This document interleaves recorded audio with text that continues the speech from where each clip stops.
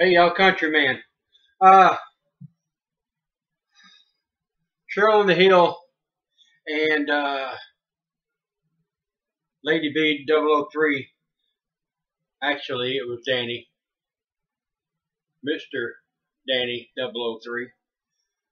Went to a place and got me a bunch of squash, and Cheryl got me the squash, and Danny bought me the peppers. And what I'm going to do is I'm cutting the ends off, getting all the bad places off of them. It's real easy just to cut these ends off and get them ready. What I'm going to do is slice them. I'm going to say about a 1/4 inch thick, 1/8 to 1/4. I got a mandolin, but the last time I used it, I lost knuckles, so I'm better with a knife. And I'm going to cut these up. I got my dehydrator washed, and it's drying. It'll even dry even more when I put the fan on top. I've got a few bell peppers that I'm going to do up, and a tomato here. I've got more to eat, but I'm going to try to do these all in one sitting on here. I've got 1, 2, 3, 4, 5, 6, 7 trays. Let me cut these up and show you what I'm going to do with them, and I'll get back to you when they're on the dehydrator. If you got a mandolin, use it. I'm not parboiling these or anything. I did see a video where you're parboiling. I called Jana the expert. She said I didn't have to, so that's good enough for me. Let me get these sliced up, and I'll be right back with you. I'm back here. I want to show you something that I feel is important. The bloom end, it's got a lot of enzymes in it. I always cut that off because it tends to rot first and mess up your fruit.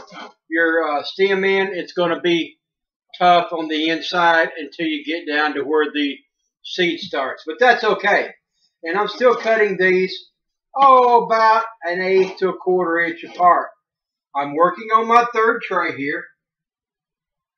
And this will be my last one, I think, of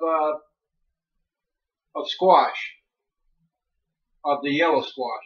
Then I'm going to go to the zucchini. I'm going to do 1 zucchini. And just look how quick that this goes.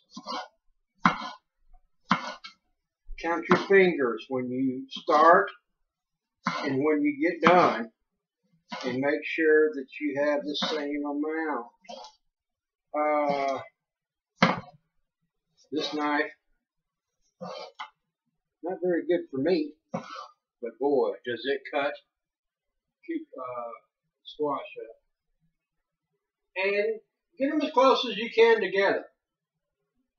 They're not, as long as they're not stacked on the top of each other.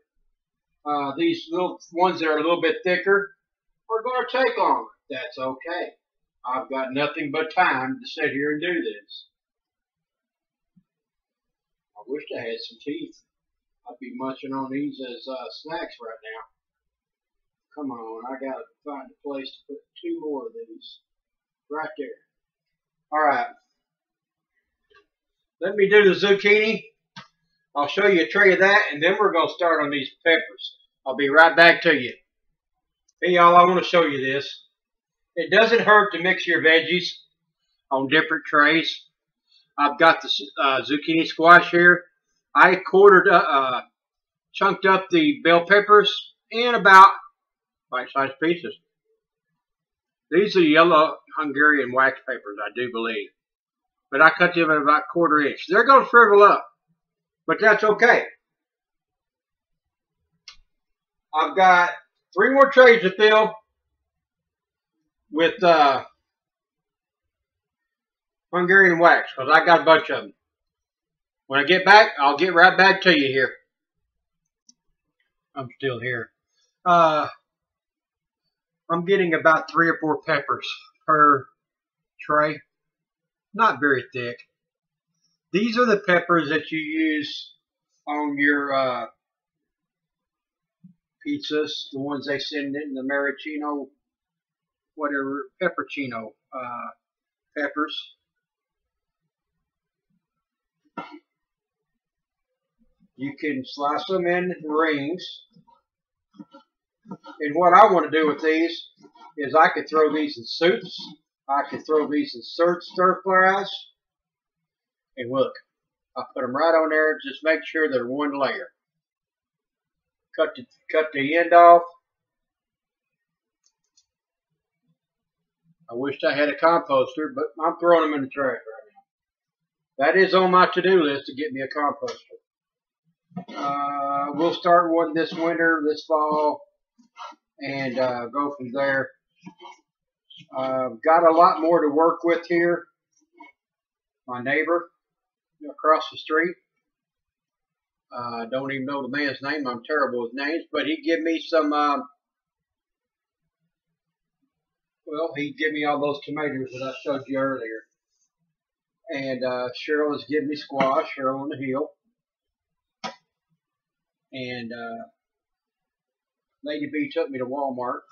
She calls it Evil Mart. I don't think she likes shopping there. But I went over there because it's a one-stop shop. And I got me a bunch of Roma tomatoes. This one's got a bad spot in it. No biggie. Cut off the good. This is a good way to get rid of produce that's going bad on you. Cut the bad off. Ain't going to hurt you to eat the good that's still there. And chop them up. That way, when you do it, it's all the good. So here's what we got going. And I'm going to put these on the dehydrator overnight. Oh, nice setting for veggies on this one. 135, 57 Celsius. I'll probably go up a notch. 135, 140. 130. But part 2 of this video, well, I'm actually going to put it all on one. And I'm going to put this video up tomorrow and show you a before and after. So, countryman out for now. God bless. I just want to show you what I'm doing since I've been in my new house. And if I can do it, anybody can. Countryman. You seen all the dehydrating I was doing yesterday? Well, I got the end results here. You seen I had 7 trays. It doesn't make much after you take all the water out of it. That's the reason hauling produce all the way across the United States is a money-making deal. It's all water. Water's cheap, and you can make a profit off of it. You seen all those zucchinis and yellow crookneck squash I did? This is 1 jar, and it's a quart jar. It's not even full yet. What I like about these things, they're just as hard as can be. Just get one and break that baby in half. And whoever said, I forget who it was, I made a comment on my video about squash chips. Oh, they're good. The flavor is intense. It is real good. Now, y'all seen all them that bell pepper I done and all them yellow peppers I done yesterday. This is not even a full jar. I've got another, I'd say 3 or 4 pounds to do today, and I will finish filling up this jar. But it's these peppers. Oh man, they smell good, and they're not hot at all. But a little flavor, and some soup on a cold winter day when the snow's hip deep to a tall ending. This will be real good. So, Jana, this is for you. East Oregon style 61 prepper. I'll try to leave a link at the bottom of her my video for her. She's a good woman. East Oregon style 61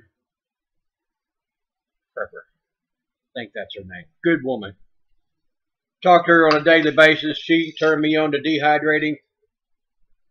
And I'm back in the South so I can get stuff at roadside stands. My neighbor said he'd hook me up anytime I wanted to.